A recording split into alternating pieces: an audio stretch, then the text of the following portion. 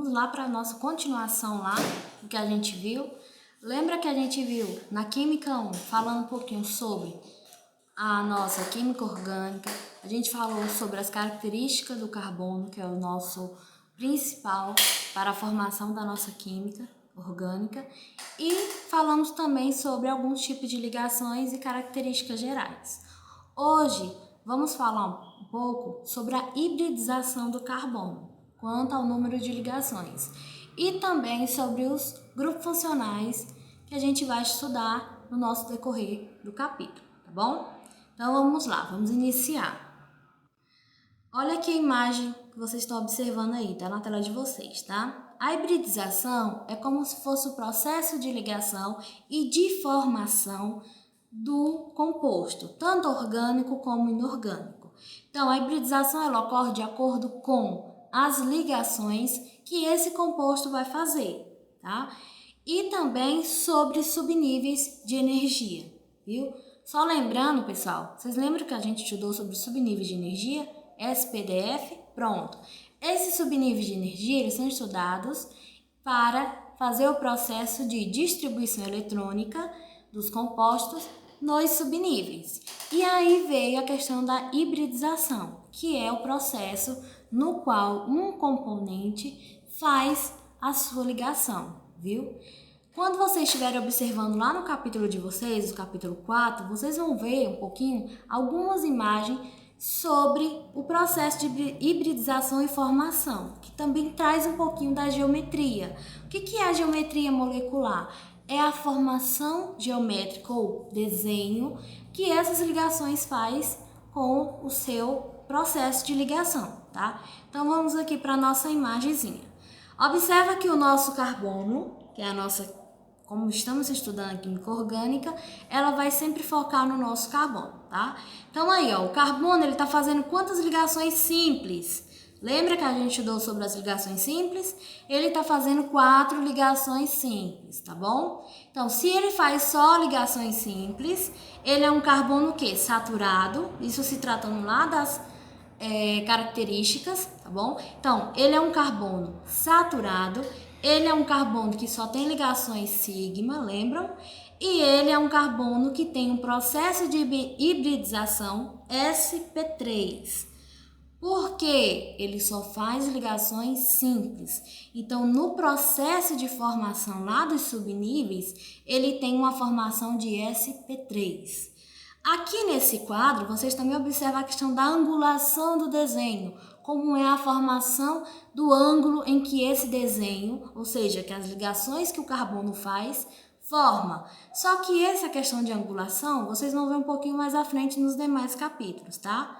Então, aí, a geometria. Qual é a geometria de um composto que ele tem hibridização sp3, ou seja, que só faz ligações simples, no caso 4, ele tem uma formação geométrica tetraédrica. Lembra que a gente falou lá nas características do carbono que ele era tetraédrico. Por que ele é? Ele faz 4 ligações, viu? E aqui também temos a questão do distanciamento da angulação que é formado entre uma figura ou uma ligação e outra, tá? Quando vocês estiverem observando lá no capítulo de vocês, do livro, vocês vão ver essa ligação como se fosse uma bolinha, tá? Porque é o espaço em que esse subnível ele vai ocupar. O que é um subnível? É um processo em que ocorre entre um nível e outro. Ali, aquele processo do meio, que é a interface entre um nível e o outro nível, há a formação de um subnível, tá bom? E os subníveis, eles são S, P, D, F. Só que aqui a gente vai ver mais o S e o P, por conta do processo de hibridização ser formado por S e o P, tá bom? Então, se ele só faz ligações simples, ele vai ser sp3, tá?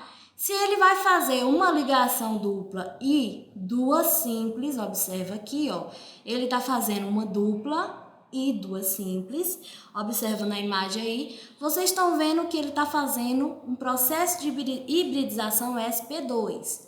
Por que sp2? Porque ele vai fazer uma ligação dupla. Então, esse carbono ele já vai deixar de ser saturado e vai se tornar um carbono insaturado, devido a essa ligação dupla aqui. que no caso ele vai ter 1, 2, 3 ligações sigma e uma ligação pi. Lembram lá das classificações, tá bom? E qual é a geometria, professora? Ela é uma geometria trigonal plana, tá? Então, sempre quando a gente vai estudando a hibridização, a geometria ela vai vir acompanhada aí para vocês sempre estar assimilando aí o processo, tá bom? Então, só ligações simples, SP3. Uma dupla e 2 simples, SP2. E quando ele faz uma tripla e uma simples, ou 2 duplas, que esses carbonos já são insaturados, tá bom? Ele vai ser SP, a hibridização dele vai ser somente SP. Ele não vai ter numeração devido à insaturação das ligações e devido à formação desses subníveis não ter numeração, tá? E aqui, ó, observa a imagenzinha ainda, fala que a geometria desses compostos vai ser diagonal ou linear, ou seja, ele vai ser em linha reta, tá bom? A formação dessa camada ou cadeia que a gente estiver formando, ela vai ser sempre em linha reta, tá? Então, observa a geometria e os tipos de hibridização, viu? SP3, SP2 e SP. Ligações simples, saturado, ligações duplas e simples, insaturado, e as outras triplas ou 2 duplas também são insaturadas, tá? Então vamos lá, continuando. E aí, pessoal, quando se trata do processo de hibridização, a gente vai ver um pouquinho sobre a questão da repulsão dos pares eletrônicos, tá? Só lembrando um pouquinho sobre a geometria molecular, tá bom? Olha aí um pouquinho a imagem aí, tá? Então ele fala aí que quem criou essa teoria dos pares eletrônicos, o que são os pares eletrônicos? Processo de ligação, viu? E aí há uma questão de repulsão devido a essas ligações, tá? Que foi determinada aí a geometria ou criação de um desenho para determinar essas ligações.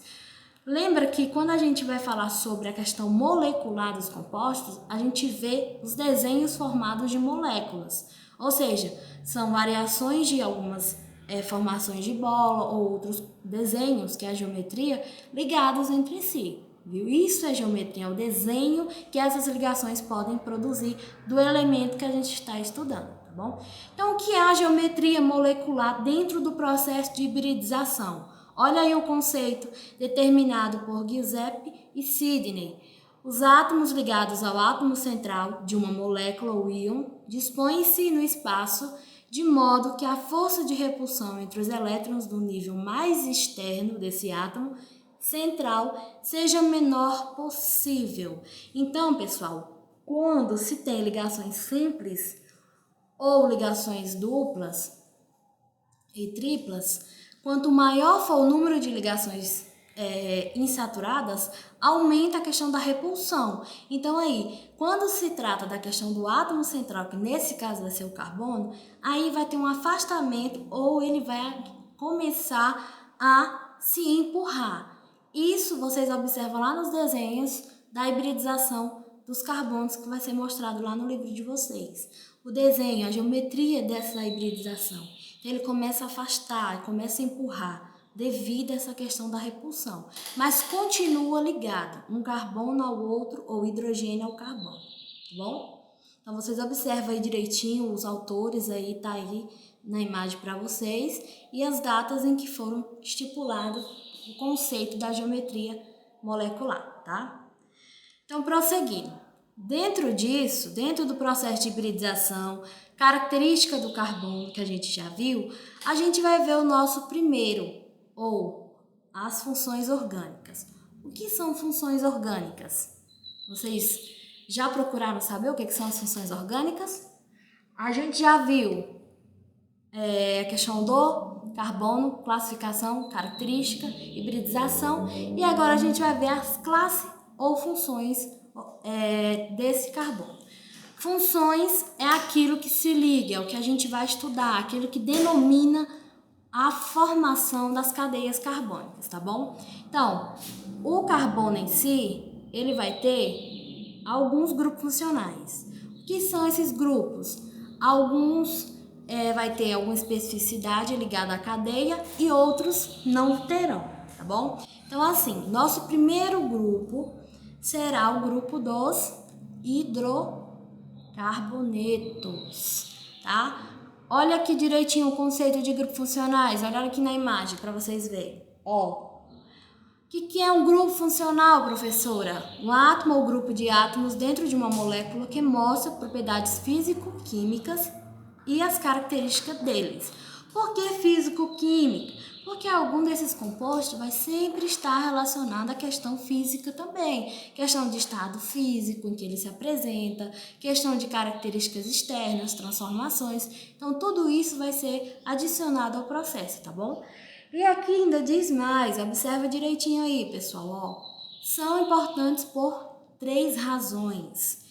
São as unidades pelas quais dividimos os compostos orgânicos em classe.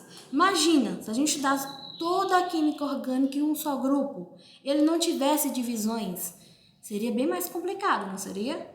Então aqui, ó, a gente divide os compostos orgânicos em classe, ou seja, ele vai ter cada determinação, viu? Qual é a segunda razão? Olha lá na imagem, o segundo pontinho. São os sítios de reações químicas características. O que são sítios de reações químicas? São os processos de formação de cada cadeia e de cada grupo que vai diferenciar um grupo do outro. Por exemplo, o hidrocarboneto é a mesma coisa que alcoóis? Não é. São grupos diferenciados. Possui carbono? Possui, professora. Possui hidrogênio? Possui. Mas eles serão iguais? Não serão. Porque cada um vai ter a sua diferenciação, como ele fala, sítios, tá? E o terceiro pontinho aí, observa, a base para nomear os compostos. Principalmente esse terceiro ponto aqui que eu quero mostrar para vocês. É como fazemos para montar a nomenclatura de cada composto, viu? Então, a gente vai ver a nomenclatura de cada um dos nossos grupos funcionais, tá? Mas aqui só ressaltando, o hidrocarboneto ele vai ter uma nomenclatura que vai ter um prefixo intermediário parecido. O que vai mudar, professora? Só a finalização. Aí o outro grupo funcional, o que muda? A finalização. Os intermediários, a gente vai ver daqui a pouco, que eles já vão fazer uma mudança de acordo com o número de ligação. Aí você vai sempre precisar lembrar lá daquela tabelinha, lembra? De hibridização e das ligações, tá bom? Então, bora lá para a próxima imagem. Aqui a gente já traz o grupo funcional álcool, como por exemplo, tá? Os hidrocarbonetos, eles são classificados, ou é classificado como o primeiro grupo. Só que como ele é tão extenso, ou seja, ele é como se fosse o padrão de organização inicial para determinar as outras cadeias carbônicas ou grupos funcionais carbônicos, ele já traz o grupo dos alcoóis como sendo um dos primeiros grupos funcionais, tá? Só lembrando, hidrocarboneto só tem carbono e hidrogênio. Quando passa já para a parte de alcoóis ou os demais grupos que a gente vai estudar, ele já traz o que mais? Ele já vai trazer o oxigênio. Chamamos de ligações ou funções orgânicas oxigenadas, porque ele vai ter adição de um novo composto, tá bom? Então observa direitinho aqui na imagem, tá? Composto que contém o grupo hidroxila, lembram? Tá? Ela tem um ponto negativo, porque ela precisa fazer uma ligação para se estabilizar, tá bom? Ligada ao átomo de carbono tetraédrico. Ou seja, sempre ele vai ser ligado ao carbono em si, ele precisa estar ligado ao carbono para ele ser determinado como grupo dos alcoóis, tá bom? Então, ó, aqui ele já traz os grupos finais, que são grupos que ele vai trazer já um outro ou uma outra composto, um outro composto, tá bom? São chamados de reações orgânicas nitrogenadas, tá? Que já traz o nitrogênio. Então, aí a gente já saiu do carbono e hidrogênio, já entrou no carbono, hidrogênio e oxigênio, e agora já estamos no carbono, hidrogênio, oxigênio e nitrogênio, tá? Então, os grupos funcionais se baseiam assim, ele é identificado a partir de como ele se apresenta, tá? O grupo álcool é representado pela hidroxila ligada a uma cadeia orgânica aberta. O grupo dos fenóis é uma hidroxila ligada diretamente a um anel de benzeno ou aromático. Lembra que a gente viu lá o desenho direitinho? Foi a primeira estrutura desenhada por Kekulé? Pronto. Então, isso, pessoal, que são determinados como grupos funcionais, tá bom? Então, vamos lá. Observa direitinho aqui na imagem, ó. Aqui ele traz para vocês o grupo carbonilo, que a gente vai ver bem futuramente a questão da nomenclatura, tá? Isso aqui é só para mostrar para vocês como os grupos funcionais se apresentam. Esse grupo carbonilo, ele vai determinar tanto os aldeídos como as cetonas. Observa aí, ó, ligação dupla. Ó, dupla O, tá vendo? Ah, professora, por que tá fazendo dupla? Lembra lá da estabilização? Olha aqui, o oxigênio ele tem quantos elétrons na última camada? Lembram? 6. Precisa de quanto para se estabilizar? 2. Seguindo aqui regra do octeto, tá? Então aqui ele vai fazer sempre dupla O. Se ele faz uma dupla O com o carbono e tem um hidrogênio aqui na ponta, ele é aldeído, tá bom? Se ele só tem uma dupla O ligada a um carbono, ele vai ser uma cetona. Isso que diferencia. Agora observa a geometria aqui no desenho ainda, ó, a geometria do aldeído. Ó a geometria da cetona. Vocês observam a imagenzinha aí, tá vendo? Como é diferente se você trazer a parte da geometria molecular desses compostos.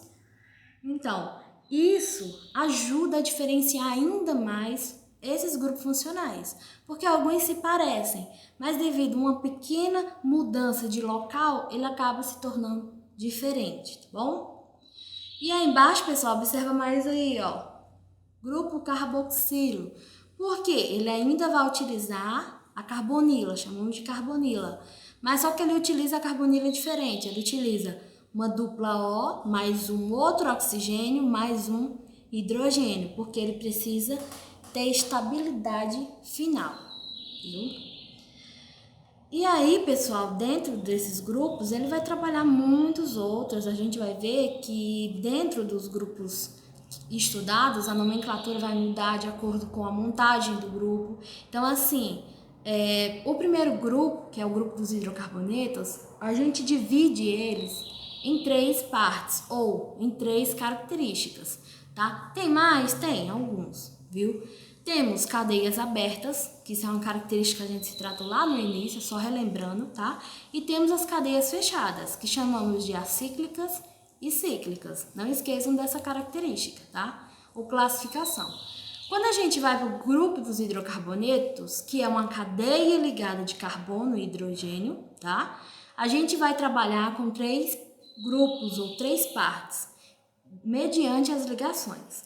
Se esse carbono só faz ligações simples, ele vai ser determinado como alcanos, tá bom? Alcanos. Se esse grupo ele tem uma dupla, ou seja, eu tenho uma cadeia carbônica e ela vai ter uma ligação dupla apenas no meio e todas as outras vão ser simples, ou seja, só um tracinho e uma só com 2 tracinhos, lembram da dupla? Pronto.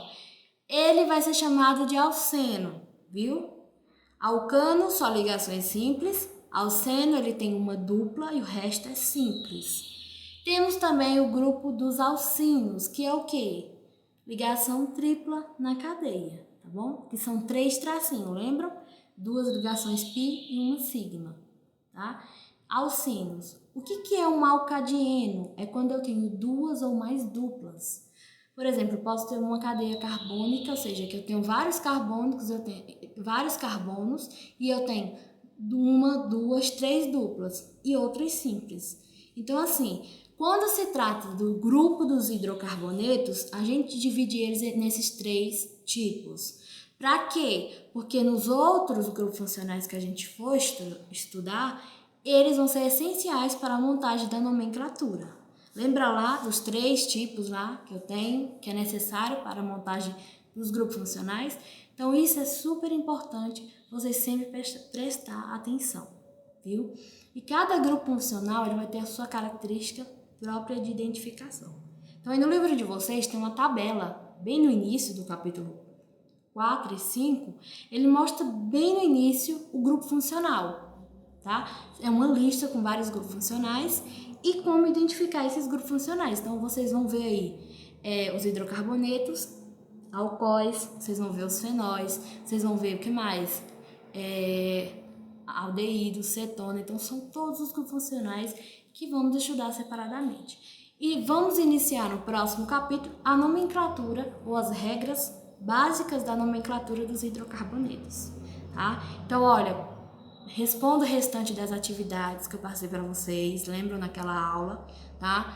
Observa direitinho o material, dá uma diferenciada para vocês aí sobre as características, reforce lá na plataforma com a videoaula, viu? Sobre essas características que eu falei aqui para vocês, sobre essas classificações que vocês precisam ter para a montagem final e responda as atividades de sala, as propostas e também responda às atividades online lá que tem dos capítulos que vocês ainda não fizeram, tá bom? Então, qualquer dúvida, pessoal, vocês colocam no comentário que aí eu vou tirando para vocês no decorrer dos conteúdos. Aí a próxima aula a gente vai ver um pouquinho sobre como a montagem da nomenclatura desses compostos, tá bom? Tchau, e não esqueça de sempre estar dando uma olhada lá na plataforma e respondendo as atividades, tá bom? Então, tchau, tchau e bom estudo!